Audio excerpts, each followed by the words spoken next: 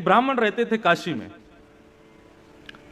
और उनके कोई संतान नहीं थी। बहुत ध्यानपूर्वक सुनिएगा। महादेव के चरणों में जाकर के उन्होंने अनन्य उपासना की, खूब तपस्या की।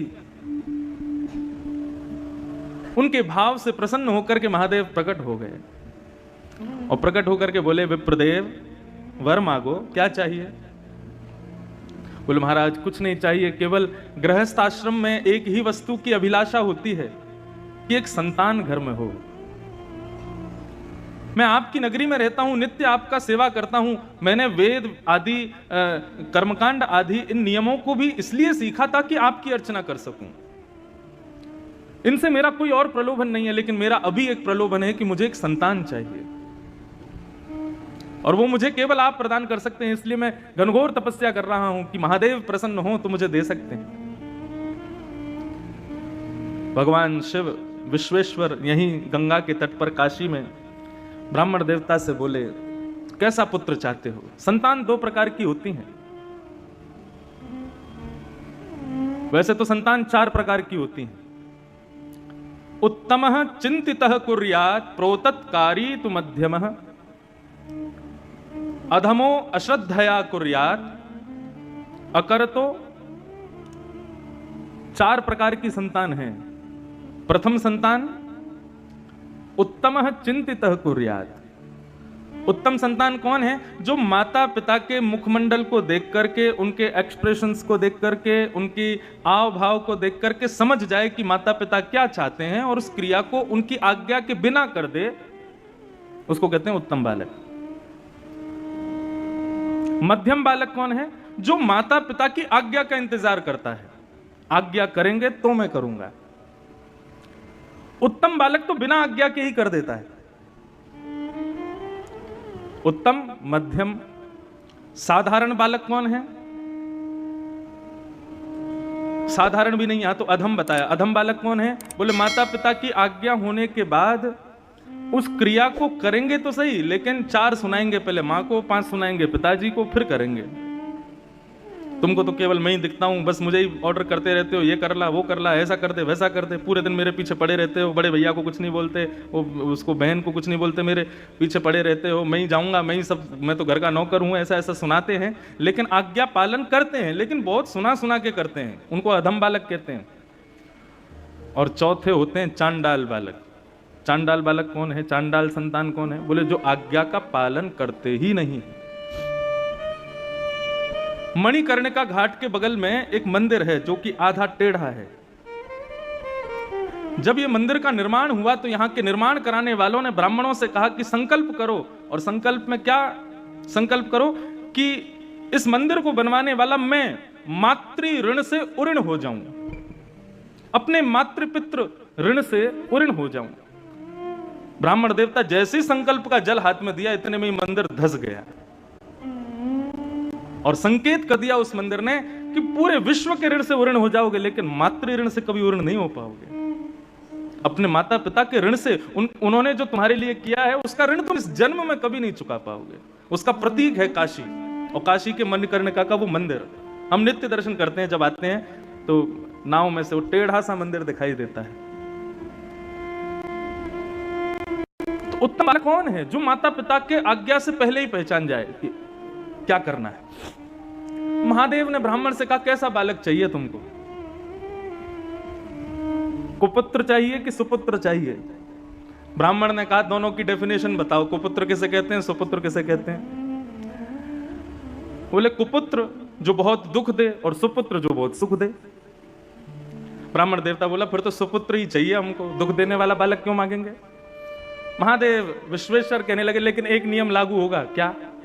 कुपुत्र मांगोगे तो उसकी आयु बड़ी लंबी होगी, लेकिन सुपुत्र मांगोगे तो बहुत जल्दी मर जाएगा, 5 साल की आयु रहेगी बस उसकी। बताओ क्या चाहिए, कुपुत्र चाहिए कि सुपुत्र चाहिए? ब्राह्मण देवता बोला, ये तो आप गेम खेल गए मेरे साथ। संतान भी दे रहे हो और ऊपर से अपने नियम भी लगा रहे हो, और उसमें भी ऐसा नियम लगाया है कि मैं कहां जाऊं। अगर पुत्र मांगूं लंबी आयु वाला तो वो दुख देगा, तो ऐसे ऐसे पुत्र का फायदा क्या? और सुपुत्र मांगूं तो फिर 5 साल के लिए ही मिलेगा। ये तो महादेव आपने मेरे को फंसा दिया, उलझा दिया मेरी बातों में।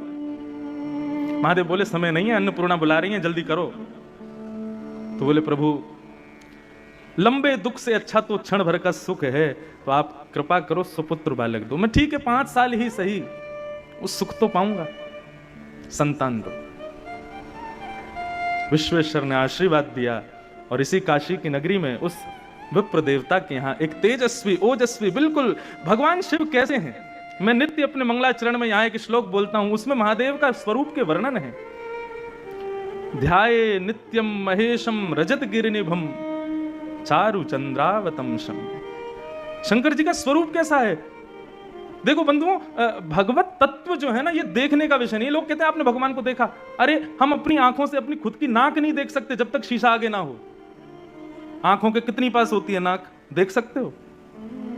अपना खुद का चेहरा नहीं देख सकते हम अपनी ही आंखों से, हम उस ईश्वर को देखने की बात करते हैं। ईश्वर देखने का विषय नहीं है, ईश्वर अनुभव का विषय है। प्रेम करने का विषय नहीं है, प्रेम अनुभव का विषय है। आनंद प्राप्त करने का विषय नहीं है, आनंद अनुभव का विषय है। और जो अनुभव का विषय होता है ना, उसका कभी वर्णन नहीं किया जा सकता। जो आपने देख लिया, जो आपने छू लिया, उसका वर्णन कर सकते हो, लेकिन जिसको आपने अनुभव किया है उसका वर्णन नहीं कर सकते। और श्री नारद जी नारद भक्ति सूत्र में कहते हैं, बोले प्रेम क्या है? बोले प्रेम स्वरूपम अवर्णनीयम। जिसका कोई वर्णन ना कर सके वही प्रेम है। आपने जिसका बखान कर दिया, जिसका वर्णन कर दिया, वो सब कुछ हो जाएगा, लेकिन प्रेम नहीं हो सकता, वो आनंद नहीं हो सकता, वो भगवान नहीं हो सकते।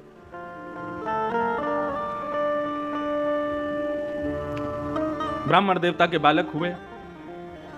अब ज्यों-ज्यों बालक बड़ा होता जावे, ब्राह्मण की चिंता बढ़ती जावे। बालक इतना सुंदर, शिव जैसा। शिव कैसे हैं? बोले जैसे चांदी का कोई पहाड़ हो, ऐसे चमकते हैं महादेव। यदि कभी प्रकट हो जाए तो ऐसे दिखेंगे, बिल्कुल शिव जैसा वो बालक। उसकी क्रियाएं, उसकी मुस्कान, उसकी अलकावली, उसका मुखमंडल, सबको देख करके सुख लगता है। लेकिन पिता नित्य चिंता करते हैं कि ऐसे बालक का क्या फायदा, 5 साल बाद तो चले जाना है। धीरे धीरे वो बालक बड़ा हुआ और नित्य उसको गंगा स्नान कराते, नित्य विश्वनाथ का दर्शन कराते, नित्य काशी के संतों को प्रणाम करवाते, काशी के विद्वानों के सन्मुख ले जाकर के बैठाते। उस बालक की ऐसी स्थिति हो गई, वो सबको प्रणाम करता था। एक बार जब उसकी आयु 4 वर्ष की हो गई, 1 साल की आयु रह गई, तो उस बालक को लेकर के उसके पिता एक संत के पास गए और रोते हुए अपना दुख दर्द बताया। बोले महाराज, महादेव ने मुझे ये दिया है, लेकिन इसकी आयु केवल 5 साल की है और ये 4 साल का हो गया, मैं इसके बिना रह नहीं पाऊंगा। आप कैसे भी इसको जीवित रखो, इसकी आयु बढ़ाओ, आप संतों में ताकत है, आप चाहो तो महादेव को कह सकते हो मेरा भाव। संतों ने एक ही आज्ञा की, बोले यदि तुम चाहते हो ये बालक जीवित रहे तो इस पर संतों की इतनी कृपा हो जाए, इतनी कृपा हो जाए कि उस कृपा को महादेव चाहते हुए भी कभी नष्ट ना कर पाए। और वो कब होगा? बोले खंबायु यज्ञम सलिलम महिम च, आंखों के आगे दिखने वाली हर वस्तु को इससे प्रणाम करवाओ। प्रणमे दंडवत, दंडवत प्रणाम करवाओ। प्रणाम में बड़ी ताकत है। आजकल लोग प्रणाम करना नहीं जानते, इसीलिए मैं सबसे प्रार्थना करता हूं, मुझे प्रणाम मत किया करो, दूर से हाथ जोड़ा करो। प्रणाम का अर्थ क्या होता है? नमन। नमन माने अपने मन को सामने वाले के चरणों में अर्पित करना। लेकिन हमारे यहां भारतीयों में ऐसी प्रथा बन गई है कि बिना छुए तो प्रणाम मानेंगे ही नहीं। माताएं बहनों को मैं कहता हूं मत किया करो, आप दूर से करो, लेकिन नहीं मानते। यहां तो चलो फिर भी इतनी संख्या में लोग नहीं है, कई जगह तो इतनी भीड़ होती है कि महाराज धोती बचानी पड़ जाती है कि गाड़ी में बैठ तो जाऊं सही सलामत। प्रणाम में बड़ी ताकत है, लेकिन प्रणाम शरीर से नहीं होता है, प्रणाम मन से होता है, हृदय से होता है। हमारे पूज्य पिताजी महाराज अपनी कथा में कहते हैं, जिसको देख करके आंखें झुक जाएं, सर थोड़ा नीचे हो जाए और मन में भाव, उसके प्रति आदर का भाव प्रकट हो जाए, ये 3 क्रिया ही प्रणाम कहलाती हैं। और तुम आंखों में टकटकी लगा के देख रहे हो, सीना चढ़ा के खड़े हो, उसके आते नीचे झुक के प्रणाम करो, वो प्रणाम थोड़ा ही है। प्रणाम तो हृदय से होता है। संत ने आज्ञा की कि इस बालक को सबको प्रणाम करवाओ। अब तो वो बालक सबको प्रणाम करता, घर के बाहर दहली पे बैठा रहता और गली से जो निकलता, जीव जंतु आदमी कोई भी हो, सबको प्रणाम करता। एक दिन आया और उस गली में महादेव के प्रथम 7 शिष्य सप्त ऋषि पधारे। ये सप्त ऋषि कौन हैं? भगवान शिव के पहले 7 शिष्य हैं। सप्त ऋषि पधारे। जैसे ही सप्त ऋषियों को उस बालक ने प्रणाम किया, सप्त ऋषियों ने आशीर्वाद दिया, चिरंजीवी भव।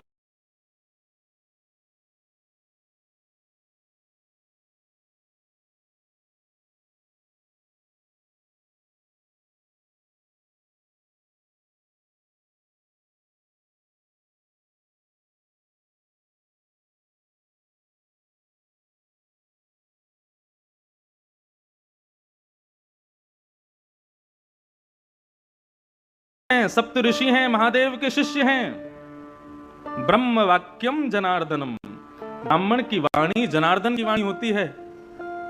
और मैंने ऐसा सुना है कि ब्राह्मण की वाणी को भगवान भी नहीं काट सकते। अब मेरे बालक की जिम्मेवारी आपकी है, 5 साल का ये हो जाए, इसका यदि बाल बाका हुआ तो पूरे नगर में ढिंडोरा पीटूंगा कि ब्राह्मणों की ऋषियों की बात मत मानना, ये झूठ बोलते हैं। सप्त ऋषि बोले, इस गली में लेके कौन आया था हमको? आपस में सब चर्चा करने लगे, बोले क्या करें, बड़े फंसे यहां तो। ब्राह्मण ने अपने बालक का हाथ ऋषियों के हाथ में दिया, बोले अब इसकी रक्षा आप करो, जब 6 साल का हो जाएगा तब लूंगा वापस।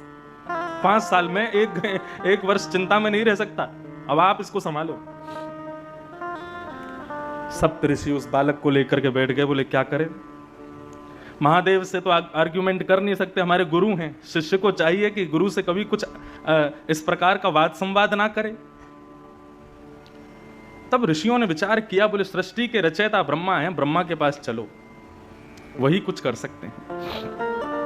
ब्रह्मा के पास उस बालक को लेकर के गए और जाकर के जैसे ही सप्त ऋषियों ने प्रणाम किया, सप्त ऋषियों के प्रणाम के बाद उस बालक ने प्रणाम किया। और प्रणाम में तो वो इतना निपुण था, लेट करके बिल्कुल दंडवत, डंडे की तरह सीधा होकर के बिल्कुल प्रणाम करता, फिर उठ करके फिर खड़ा होकर के फिर दोबारा प्रणाम करता, फिर उठ करके फिर खड़ा होकर फिर दोबारा प्रणाम। उसके प्रणाम को देख करके ब्रह्मा जी इतने मोहित हो गए, इतना छोटा सा बालक 4 वर्ष का क्या अद्भुत प्रणाम कर रहा है।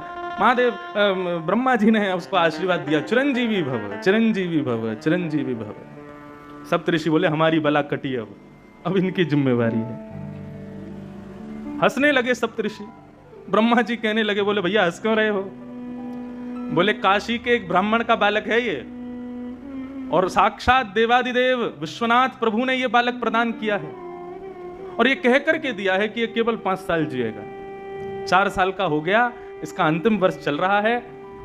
हमने इसको चिरंजीवी भव का आशीर्वाद दिया, तो उसके पिता ने हमको ये बात बताई, हमने ला करके इस बालक को आपसे प्रणाम करा दिया। ब्रह्मा जी बोले तो तुमने अपनी बला मुझ पर डाल दी, अपनी चिंता मुझ पर डाल दी। बोले तो फिर क्या करते हम, हमसे चिंता सहन नहीं हो रही थी, अब आप ही इसकी रक्षा करो, और यदि आपकी वजह से इसकी रक्षा नहीं हुई तो हम तीनों लोकों में ढिंडोरा पीटेंगे कि ब्रह्मा के पास शक्ति नहीं है, ब्रह्मा झूठ बोलता है। ब्रह्मा जी बोले बड़े चतुर हो तुम लोग। बोले ये चतुराई इसके पिता से हमको मिली। ब्रह्मा जी बोले अब तो फिर एक ही उपाय है, स्वयं विश्वनाथ यदि चाहें तो ये बालक जी सकता है। और उस बालक को गोद में लेकर के ब्रह्मा सीधे पहुंचे महादेव के पास। ब्रह्मा जी ने प्रणाम किया, और ब्रह्मा जी के उठते ही महाराज उस बालक ने जो दंडवत प्रणाम किया शिव को, बाकी सब तो बैठे बैठे उसका प्रणाम देखते थे, लेकिन महादेव तो उठ करके गए और बालक को हृदय से लगा लिया। बोले बालक चिरंजीवी भव, चिरंजीवी भव। जब महादेव ने आशीर्वाद दिया, सप्त ऋषियों के नेत्र सजल हो गए, ब्रह्मा के नेत्र सजल हो गए, और सबने बताया, बोले महादेव परंतु ये कैसे संभव होगा, ये बालक आपने ही प्रदान किया है एक ब्राह्मण को, और इसकी आयु केवल 5 वर्ष की आपने बताई थी।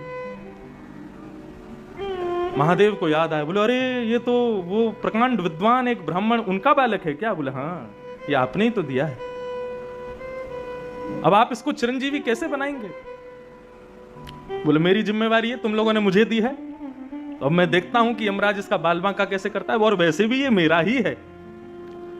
महादेव ने अपना स्वरूप शिवलिंग उस बालक को प्रदान किया और कहा, बेटा यहाँ काशी गंगा के तट पर बैठो और नित्य प्रातःकाल स्नान करके इस पर बिल्व पत्र चढ़ाना, राम राम मंत्र का जाप करना और कभी कभी ओम नमः शिवाय का जाप करना। तुम्हारा कोई काम नहीं है, पूरे दिन केवल मेरे इस शिवलिंग पर तुम बिल्व पत्र चढ़ाते रहो। वो बालक नित्य विश्वनाथ की आज्ञा से उस शिवलिंग की पूजा करने लगा।